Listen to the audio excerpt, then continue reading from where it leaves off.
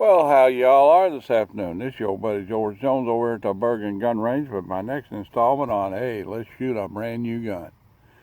And I just took this gun out of the box about 2 hours ago. It didn't have sights on it, so I installed a scope on it.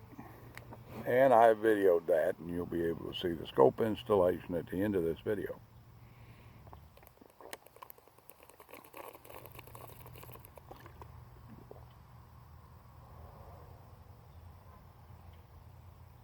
It's about 95 degrees outside. Boy, needs to stay hydrated in the hot weather, especially when you're like me.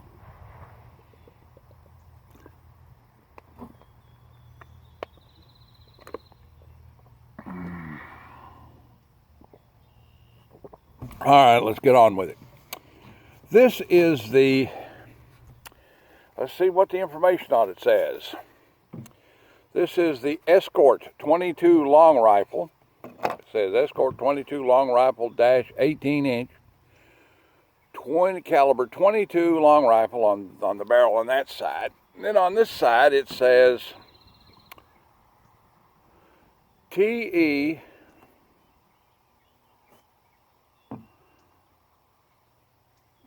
265-22K 00454, made in Turkey by Hatson.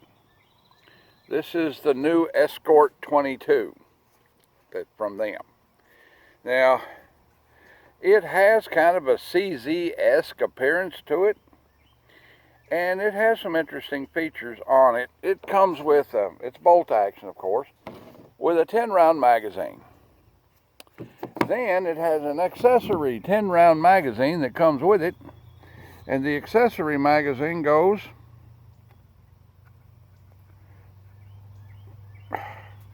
if you can get it in there, in the stock right here. So you've got another 10-round magazine on board with you, and you simply push that button back and pull your magazine out. Pretty interesting, not a bad idea. The trigger guard seems to be some sort of cast aluminum arrangement put on there with two big screws. The whole trigger guard is in fact some sort of cast aluminum with some checkering on it here. Bolt is nicely turned down. The safety arrangement is the push forward, well, I have to be cocked, push forward arrangement like on a Model 70 Winchester. And pull it back, take it off. It is in fact threaded out here on the end and has a nice thread protector. It has a little section of Picatinny right here, which would probably come in handy because you can get a Harris bipod that's made to go on Picatinny. And I'd say this gun, before it's over with, probably need it. It comes with Uncle Mike's sling swivels fore and aft. It comes with a nice recoil pad on it, even though it doesn't require one. This gun weighs about, I don't know, 5.5 pounds or so. And then I've installed a Optima 4x32 on it because it doesn't come with sights. So we're going to give it a try here. I've never fired this gun before, so this is going to be a benchtop zeroing arrangement. I put up a target of 15 yards, an IDPA combat cardboard target with some Birchwood Casey target dots on it, large and small. And we're going to give this guy a little try and see what kind of a zero this scope ain't got on it. This scope is zeroed for something. I pulled it off of my Henry 22 lever gun, which a scope on a lever gun just don't look right to me. I can't help it. All right, let's load-tate it up here with a 10-round magazine. We in there good? Apparently we are. Let's put the gun on safe for just a minute. We are shooting Ely bench rest outlaw semi-auto ammunition, which is an ammunition we tested on this channel. I don't know if the video's up yet or not, but it shot really good. Having said all of that, let's give it a try here, see how it fire-rotates. Right across that block for a nice steady aim. Get it up there where it needs to be. Come on, get it on up there. There we go. Now we're in business. Let's clip one off at the bottom target dot and see how it shoots.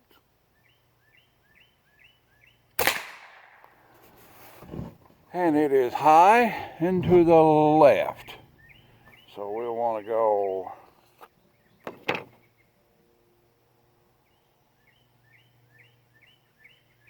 down quite a bit and to the right quite a bit. All right. Let's take off again. It's a little rough. Gun feels a little rough. New, I've never shot it. That's the first time, as far as I know, that gun's ever been shot. Probably 3 times in the proof room, and that's it.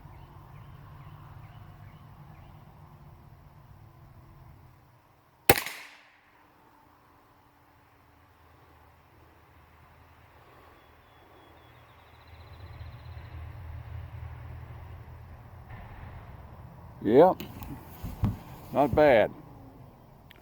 A little bit further right, a little bit further down.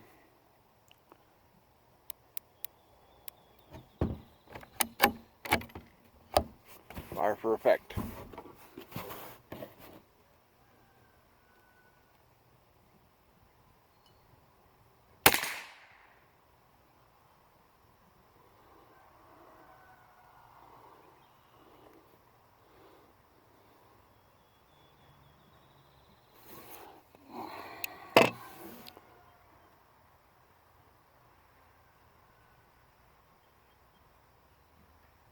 A little bit further down.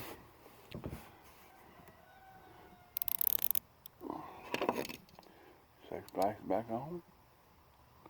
I don't know what happened to my clear glasses. Alright. Back up there.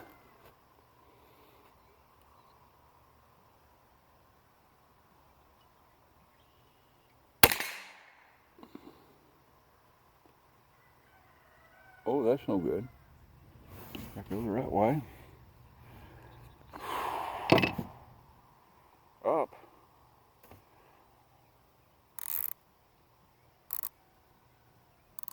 Let's go down a little bit. All right. See if we can get this worked out.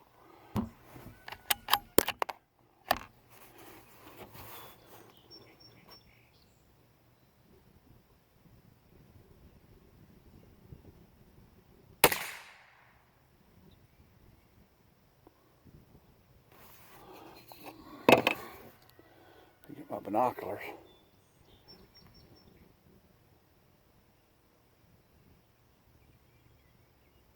Just a little bit more down.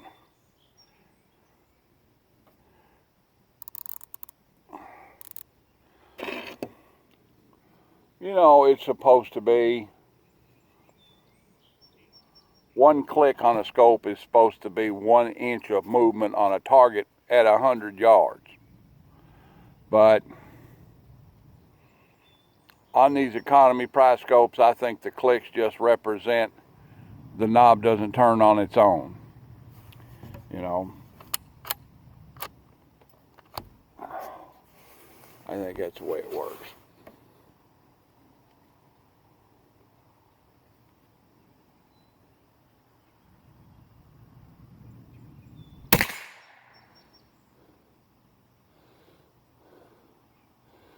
Boy, it's not moving it down much at all for the amount of amounts of not moving the turret.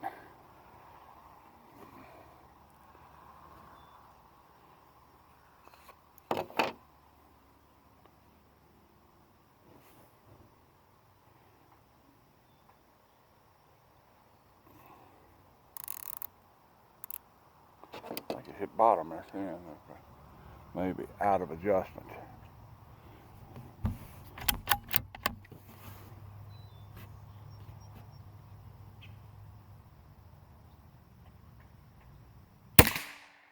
There, we're getting somewhere now. Getting somewhere now. Back up just a little bit. All right. Got nothing to put in it.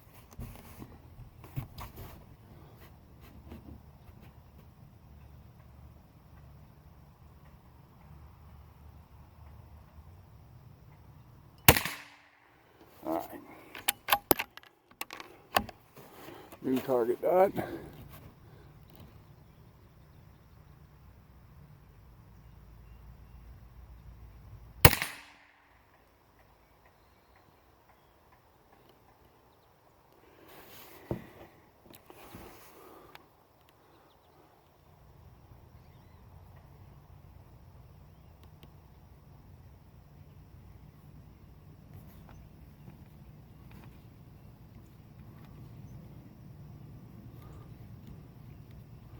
Have to bring that thing into focus a little bit.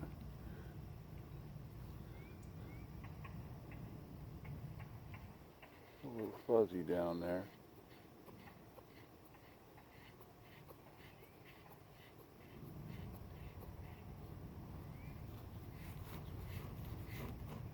There we go. That is your bullseye.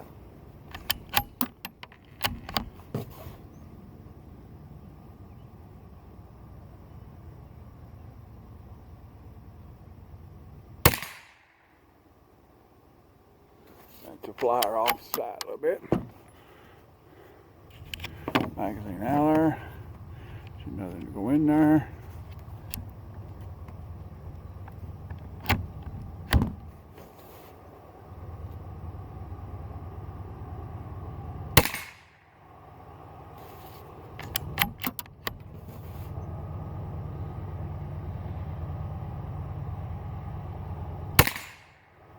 Yeah, it's piecing them in there pretty good right now. Left, just a little bit.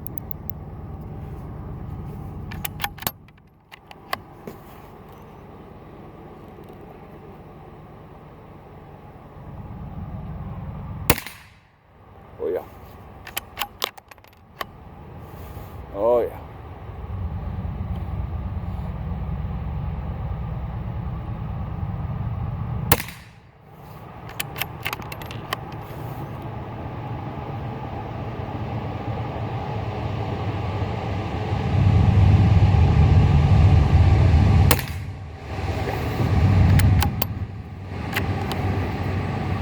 Starting to shoot better. Now we've run through a few bullets through it. It's starting to shoot better. You run a few bullets through it, then it starts shooting a little different. And you adjust it, you run a few bullets through it, and it starts shooting different again. You know, it takes 10 or 12 rounds to get it burnished in.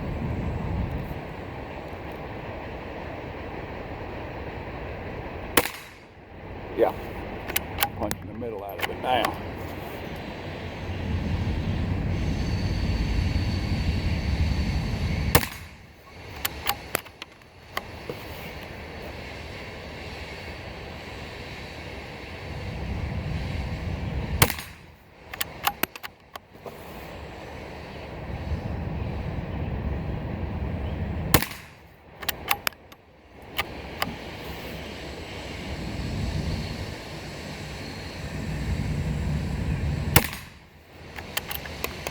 All right, let's go down there and look at it.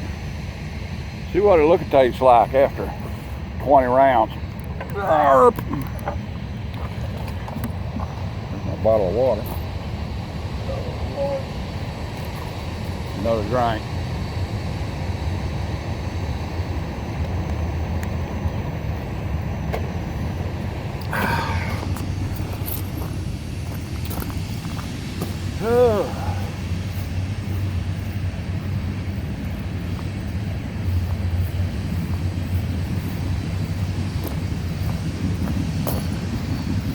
Yeah.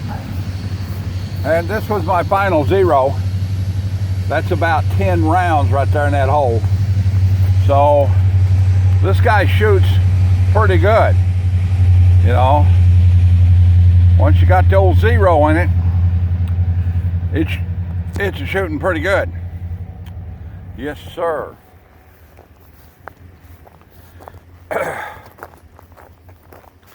I don't like a rifle that doesn't come out of the box with sights on it.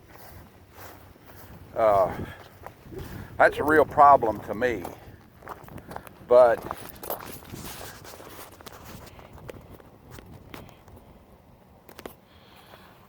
this is a pretty good rifle. Now, what we're going to do is we're going to see what happens to it when you change the loading and the ammunition. So this is Federal Auto Match. I got an ounce full of stuff. It's like, you know, it's really inexpensive and really good. So I keep buying it as long as it's available. And it works in everything that I shoot and use. And it works, it's accurate. It says Auto Match on the box, and it's bulk match grade ammunition. It works in all the semi-automatic 22s I have. It shoots good in all of the lever and bolt guns I have. It shoots good in my 22 revolvers. Well, if you come right out and say it, it's worth the money. You know, a 300 round box is less than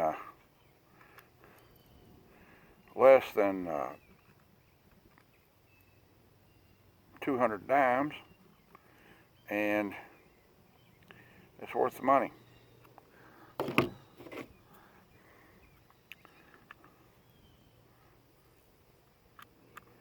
So let's see, go to the third target now and see what the change is. I'm not going to change the 0 for the auto match, but at some point we'll probably change the 0 for it to some type of hollow point bullet, because this is going to be a rimfire groundhog gun. And you know, if everything works out good on this thing, it's you know, I got a 10-22 but a 3x9 scope on it that shoots real good. I got a Remington Speedmaster that shoots real good. You know, why would you go with a 22 long rifle bolt action rifle when you've got semi-automatic rifles that work really well? Well, I'll tell you why. Because it takes 12 to 18% of the propellant force generated by the cartridge burning of the powder to cycle the action of the gun. So when you get down to one of Punxsutawney Phil's relatives at 125 yards, that extra 12 to 18% of velocity that you're wasting cycling the gun, you know, may hurt you. So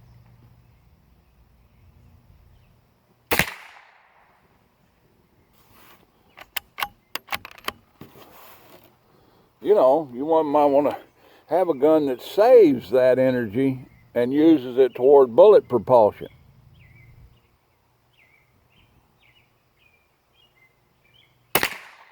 And that's why 22 bolt action rifles are still serious contenders.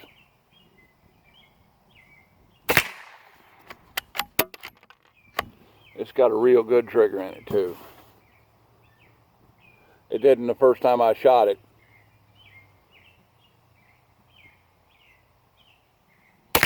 But it's starting to pick up pretty nicely now.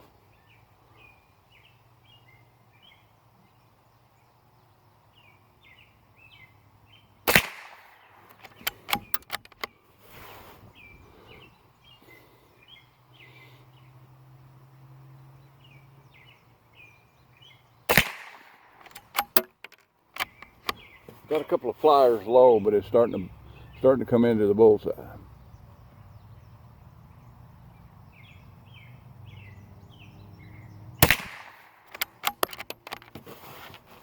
Ooh, it's still a little warm.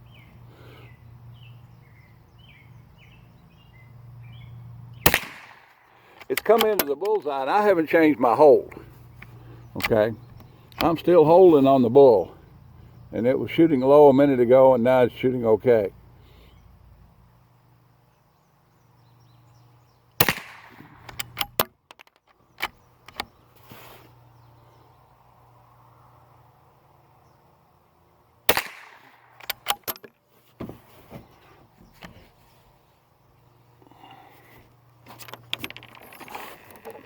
Let's take another look at it.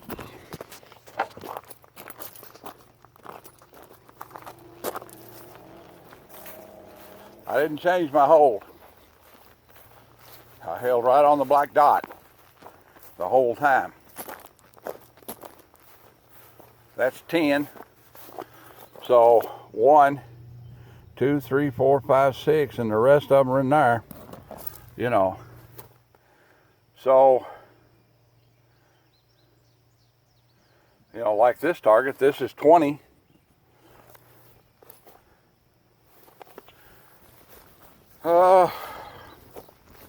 The Hatson Escort 22 with no scope but 2 mags appears to be a good, solid performing gun. I don't know what the price of this gun is. My cousin Ed procured this rifle and brought it to me to use. I don't know what he paid for it. I'm sure it's economy priced, you know. Tell you the truth, I'm pretty sure it's an economy priced gun. Because, oh, I don't know. Hey, I've seen him pay $2,000 for a firearm, so I don't know what it would be. But if it's reasonable, it's worth the money. It comes with 2 mags. I mean, you know, okay, you got to buy yourself a scope. It doesn't come with any scope mounts or anything like that. It is nicely appointed. It does have a rubber butt plate on it. It does have factory Uncle Mike style sling swivels on it. It has nice Winchester style safety on it. The trigger is nice. The trigger guard is large to accept a gloved finger. It has some Picatinny on it to mount things with.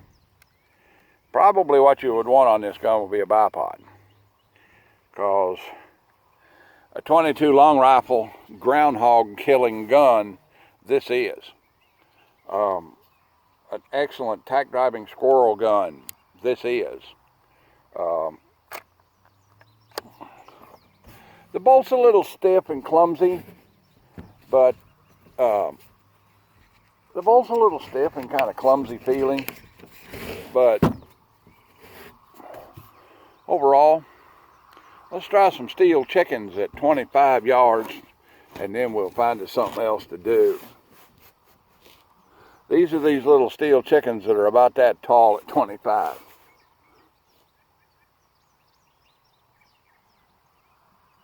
Hit.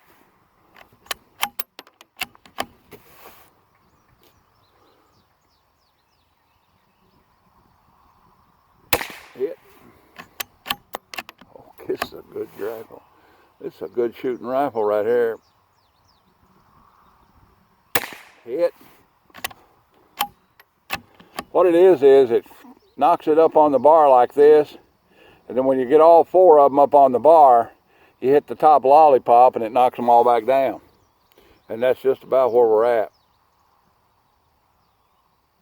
Hit. And then finally the lollipop. Hit. I like it. It's a good rifle.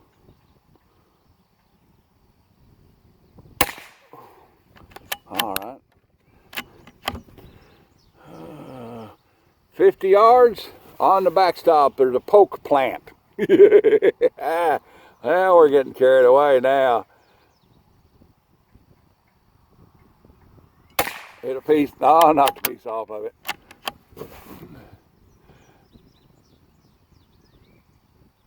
Oh, knocked another little piece off of it.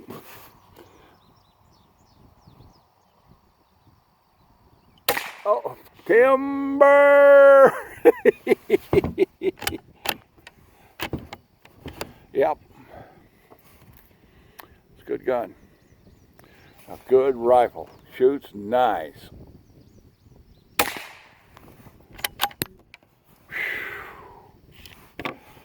Well, that's about the size of it for the Hatson Escort 22 long rifle.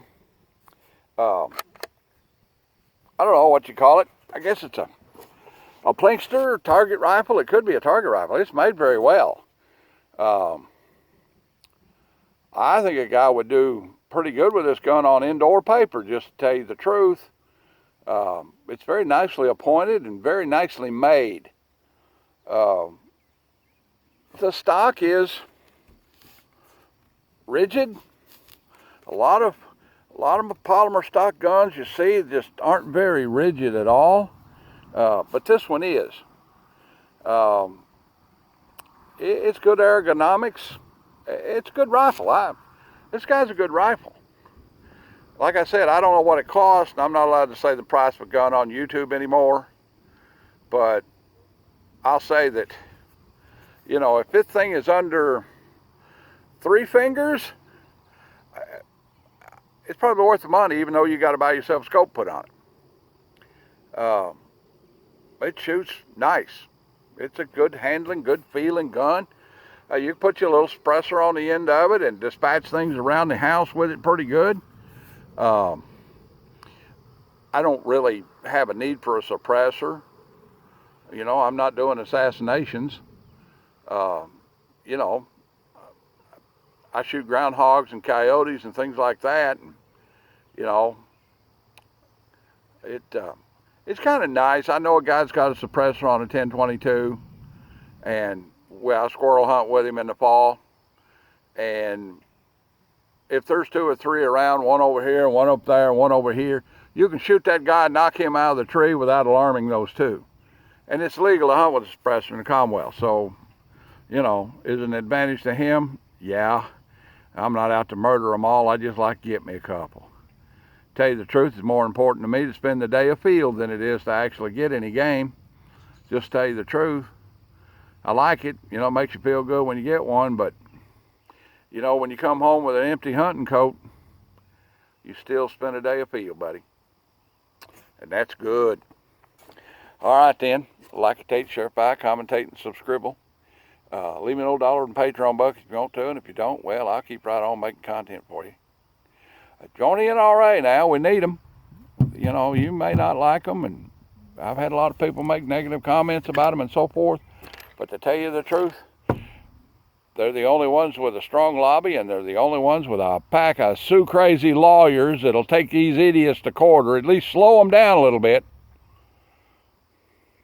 Don't care how many shiny suits Wayne LaPierre has. God bless you. God bless every one of us. God bless America. And we'll see you when we see you. Bye now.